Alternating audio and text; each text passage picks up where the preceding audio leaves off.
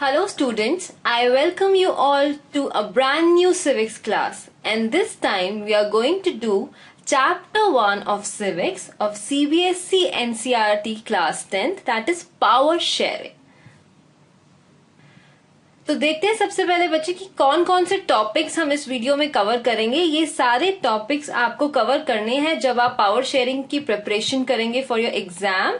So it's a quick glance, let's see. First is what is power sharing, power sharing क्या होता है। Second is power sharing in Sri Lanka and Belgium. Third, need of power sharing. Fourth, forms of power sharing. Fifth, horizontal division of powers. Sixth, vertical distribution of powers. Seventh, power sharing among different social groups. Eighth, power sharing among political parties. And last one, that is ninth topic, is coalition government. Let's get started. सबसे पहले बच्चे हम देखेंगे कि power sharing होता क्या है। Power का मतलब क्या होता है? ताकत, और शेयर का मतलब है बांटना।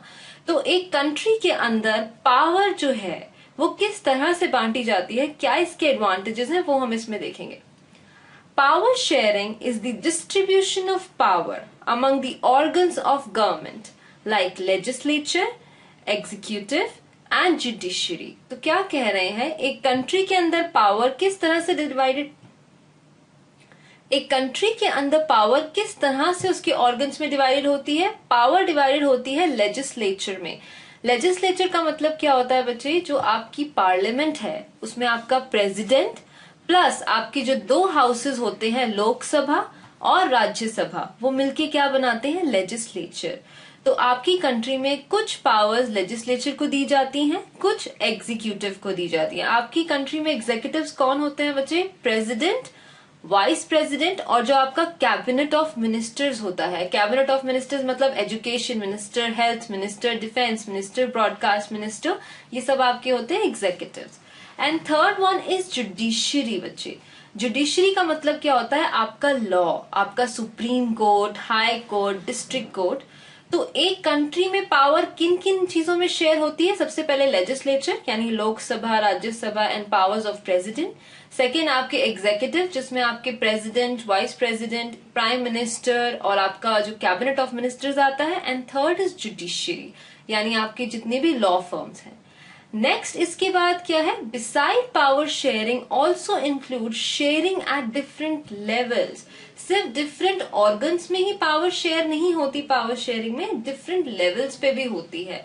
लेवल्स पे किस तरह से होती है, जैसे central government, state government and local level government. आप अपनी कंट्री में ही देखिए, इंडिया में एक सरकार हमारी होती है सेंटर की सरकार, जो हमारे यहाँ दिल्ली से रन होती है। एक स्टेट गवर्नमेंट होती है जो हरियाणा की अलग होगी, पंजाब की अलग, और एक होती है लोकल लेवल गवर्नमेंट बच्चे, जैसे आपकी म्युनिसिपैलिटीज हो गई शहरों में और गांवों में हो गए आपकी पंचायत। तो इनमें भी पावर डिस्ट्रीब्यूटेड है। तो पावर शेयरिंग एक कंट्री में किस तरह से होती है, ये इसका ओवरव्यू है, किन किन लेवल्स पे और किन किन ऑर्गन्स में पावर शेयर की जाती है। नेक्स्ट हम दो एग्जाम्पल लेंगे अलग अलग कंट्रीज का कि उन्होंने किस तरह से पावर शेयरिंग की। हम दो एग्जाम्पल ले रहे हैं, first one is Sri Lanka and second is Belgium. हम इन दोनों के एग्जाम्पल इसलिए ले रहे हैं कि अपनी कंट्री को रन करने के लिए इसने दो अलग अलग अप्रोचेस पावर शेयरिंग की यूज की, और देखते हैं कि उसका क्या आउटकम हुआ इनकी कंट्री में। Let's start. Belgium and Sri Lanka showcase different approach to power sharing. The nature of various conflicts in the countries which rose out of language diversity and how they dealt with it. इसका मतलब क्या है कि Belgium और श्रीलंका ने दो अलग अलग पावर शेयरिंग की अप्रोचेस इस्तेमाल की। यानी बेल्जियम और श्रीलंका में जिस तरह से सेंट्रल स्टेट गवर्नमेंट पे पावर्स बटी हुई थी, या जिस तरह उनके जो ऑर्गन्स थे, चाहे उनका लॉ हो या उनका लेजिस्लेचर हो या उनके एग्जीक्यूटिव्स हो, में जो पावर बटी हुई थी, उनकी उन्होंने दो अलग अलग स्टाइल्स यूज किए अपनी गवर्नमेंट में बच्चे। और ये जो स्टाइल है उनको क्यों यूज करना पड़ा, क्यों पावर शेयरिंग करनी पड़ी, क्योंकि कंट्री में बहुत सारे कन्फ्लिक्ट्स हो रहे थे। कन्फ्लिक्ट क्यों हो रहे थे, क्योंकि एक कंट्री में डिफरेंट तरह के लोग रहते हैं। अब आप इंडिया में देखिए ना, हिंदू भी रहते हैं, मुसलमान भी रहते हैं, अलग रिलीजन के लोग रहते हैं, अलग अलग लैंग्वेजेस बोलने वाले लोग रहते हैं। कोई तमिल बोलता है, कोई हिंदी बोलता है, कोई मराठी बोलता है, कोई पंजाबी बोलता है। तो जो डिफरेंट इन कंट्रीज में लैंग्वेज थी लोगों की, उसकी वजह से बहुत सारे कन्फ्लिक्ट्स होने लगे। एक दूसरे से लोग कोऑपरेट नहीं करना चाहते थे। तो उससे डील करने के लिए इन्होंने क्या किया, पावर शेयरिंग। दो तरह की अप्रोचेस यूज की गई बच्चे। श्रीलंका ने यूज किया मेजॉरिटिनिज्म एंड बेल्जियम ने यूज किया अकोमोडेशन। तो दोनों में क्या फर्क है हम देखेंगे। Let's see majoritarianism first. A belief that majority community should be able to rule a country in whichever way it by disregarding the wants, wishes and needs of minority। तो ये अप्रोच जो श्रीलंका ने अडॉप्ट की, जो majority की approach थी, ये क्या कहती थी? मेजॉरिटी का मतलब क्या होता है? किसी का बहुत ज्यादा तादाद में होना बच्चे। मेजॉरिटी में होना मतलब बल्क में होना। ये अप्रोच कहती थी कि सिंपल सा फंडा है, जो एक कंट्री में ज्यादा तादाद में कम्युनिटी है, आप सारी पावर्स उसी को दे दो, उसी का रूल चलेगा, उसी के हिसाब से लॉज बनेंगे, और इसमें चाहे माइनॉरिटीज का नुकसान हो, चाहे उनके इंटरेस्ट का कोई ध्यान ना रखा जाए, उससे कोई फर्क नहीं पड़ता। ये अप्रोच किसने फॉलो की? श्रीलंका ने। अगर आप इंडिया का एग्जाम्पल लें तो इंडिया में मैक्सिमम पॉपुलेशन हिंदूज की है बच्चे, लेकिन हमारी कंट्री का फिर भी कोई धर्म नहीं है। पाकिस्तान का कंपैरिजन है तो पाकिस्तान में मैक्सिमम मुस्लिम है, तो उनकी कंट्री का रिलीजन क्या है? इस्लाम उनका रिलीजन है। लेकिन इंडिया का हिंदुइज्म रिलीजन नहीं है, क्योंकि हम इस अप्रोच को नहीं मानते कि मेजॉरिटी को ही सारी पावर होनी चाहिए। लेकिन श्रीलंका ने इस अप्रोच को माना। उन्होंने कहा कि जो मेजॉरिटी में कम्युनिटी है उसी के रूल्स एंड रेगुलेशन फॉलो होंगे, पावर सारी किसके पास होगी? मेजॉरिटी के पास। अब देखते हैं श्रीलंका में कौन कौन सी कम्युनिटीज थी और उनमें से कौन सी कम्युनिटी मेजॉरिटी में थी। तो श्रीलंका में पहली कम्युनिटी थी तमिल नेटिव्स और श्रीलंकन तमिल्स। ऐसे तमिल्स जो श्रीलंका में रहते हैं। इंडिया में भी तमिल पीपल होते हैं और कुछ श्रीलंका में भी हैं। कितने परसेंट ऐसे लोग थे बच्चे? 13%। Rest whose forefathers had come from India as plantation workers, Indian Tamils. ठीक है, सबसे पहले तो क्या थे? श्रीलंकन तमिल थे जो थे 13%। उसके अलावा कौन थे तमिल्स थे? जो इंडिया से गए हुए थे। तो एक तो वो जो श्रीलंका में ही रहते थे शुरू से, वो कौन से थे? 13%। उसके अलावा ऐसे तमिल जो रिफ्यूजी थे, जो इंडिया से जिनके एंसेस्टर्स तमिल गए हुए थे श्रीलंका में। नेक्स्ट जिसको मैंने रेड किया है बच्चे, ये वहां की मेजॉरिटी कम्युनिटी है, सिन्हालास, और इनका रिलीजन होता था बुद्धिज्म। ये थे 74%, इनकी मेजॉरिटी थी।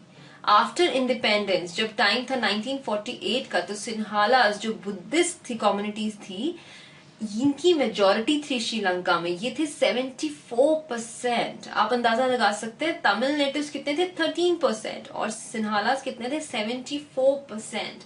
इसके अलावा तमिल हिंदूज और मुस्लिम्स थे या क्रिश्चियंस, तीनों को मिलाकर हम लगा सकते हैं कि 7% जो थी बाकी की पॉपुलेशन थी।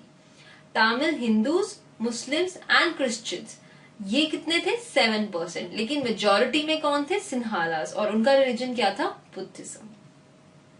तो ये तो कम्युनिटीज थी जो श्रीलंका में उस टाइम पर प्रेजेंट थी ड्यूरिंग 1948। अब देखते हैं श्रीलंका ने कैसे मेजॉरिटिज्म की अप्रोच को फॉलो किया।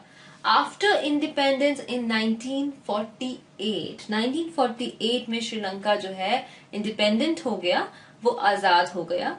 लीडर्स ऑफ सिन्हाला कम्युनिटी, कौन सी है बच्चे सिन्हाला कम्युनिटी? जो मेजॉरिटी में है श्रीलंका में, जो 74% है, tried to dominate and took some majoritarian measures.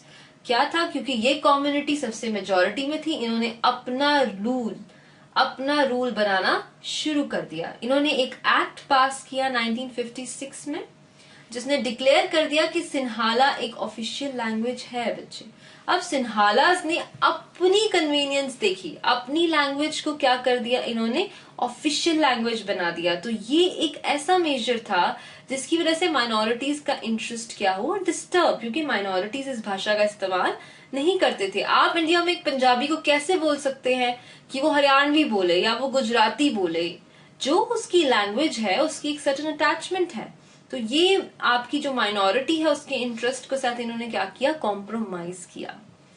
preferential policy favoring Sinhalas for university education and government jobs। ऐसी पॉलिसीज बनाई गई जो सिन्हालास को, जो मेजोरिटी में थे, उन्हीं को सारी प्रेफरेंस देती थी एजुकेशन और गवर्नमेंट जॉब की फील्ड में। State shall protect and foster Buddhism. अब क्योंकि सिन्हालास का रिलीजन क्या था, बुद्धिज्म, तो इसीलिए ऐसे लॉज बनाए गए स्टेट के जो प्रोटेक्ट करें किसको, बुद्धिज्म को। इस वजह से क्या हुआ, रिलेशंस वर स्ट्रेन्ड। ऑब्वियसली कोई भी दूसरी कम्युनिटी जो उस कंट्री का हिस्सा है, वहां के सिटीजन है, वो इस तरह की जाति क्यों बर्दाश्त करेंगे। तो बाकी कम्युनिटी से सिन्हाला के रिलेशनशिप्स क्या होने लग गए, खराब होने लग गए इस पॉलिसी की वजह से। अब इसका आउटकम क्या हुआ, जितने भी सिन्हालाज ने ऐसे मेजर्स बनाए जहां सारी प्रेफरेंसेस उन्हीं को मिलती थी, सारे बेनिफिट्स उन्हीं को मिलते थे, तो इसका कोई ना कोई नुकसान तो होना ही था, कोई ना कोई पॉलिटिकल डिस्टर्बेंस कंट्री में होना ही था। तो इससे क्या हुआ, These measures created feeling of inequality among Sri Lankan Tamils. तो सिन्हालास के अगेंस्ट कौन सी कम्युनिटी खड़ी हुई, श्रीलंकन तमिल्स, क्योंकि वो उसी कंट्री को बिलोंग करते थे। उन्हें ऐसा लगने लगा कि हम इनके बराबर नहीं है, जबकि हम दोनों की कंट्री है। ऐसी पॉलिसीज नहीं बनाई जा रही जो हमें इक्वल राइट्स दे, इक्वल अपॉर्चुनिटीज दें। तो श्रीलंकन तमिल्स ने क्या करना शुरू कर दिया, स्ट्रगल करना शुरू कर दिया। उन्होंने ऐसी पार्टीज बनाई जो रिवोल्ट करें, जो स्ट्रगल करें, अपनी डिमांड्स को गवर्नमेंट के आगे रखें। और क्या थी इनकी डिमांड श्रीलंकन तमिल्स की, देखते हैं। Recognition of Tamil as official language. अब क्योंकि सिन्हालाज ने कहा कि हमारी लैंग्वेज को ऑफिशियल करो, तो तमिल्स ने क्या कहा, आप हमारी लैंग्वेज को ऑफिशियल करो। नेक्स्ट उन्होंने क्या मांगा, रीजनल ऑटोनॉमी। ऑटोनॉमी का मतलब क्या होता है बच्चे, complete independence.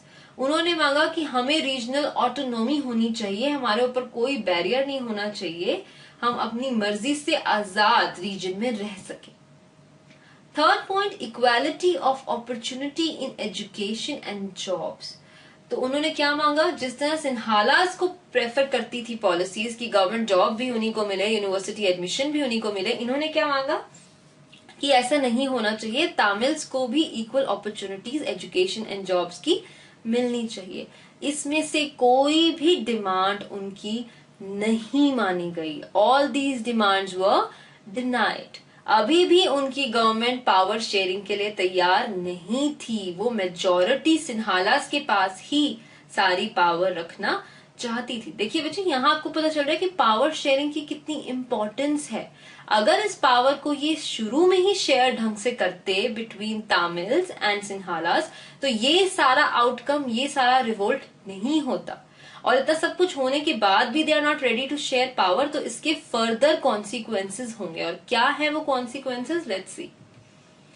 Demand for separate state. Civics में स्टेट का मतलब होता है कंट्री।